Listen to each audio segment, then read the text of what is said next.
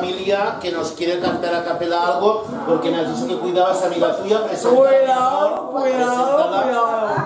Bueno, yo la voy a acompañar con algo muy divertido. Yo tenía un primo que se llamaba René Navarro y no podía pronunciar la R y yo lo acosaba con mi poemita: R con R cigarro, R con R barril, rápido corren los carros sobre los rieles del ferrocarril. Niña.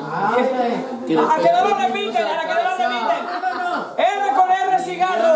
R con R barril. Rápido corren los carros sobre los rieles del ferrocarril. Toma esa, nena.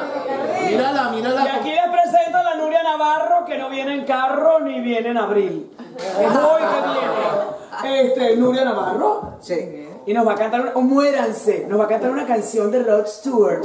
Y no es aquella de If you like my body and you think I say. No es esa.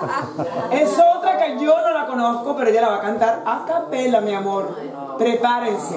Y la otra es de Ana. No, de momento me quedo con la de Rod Stewart. Con esa ya está. Sí. Si ustedes dicen otra, ella canta. ¿Vale? Bueno, muchas gracias, Nuria. Nuria Navarro. Gracias.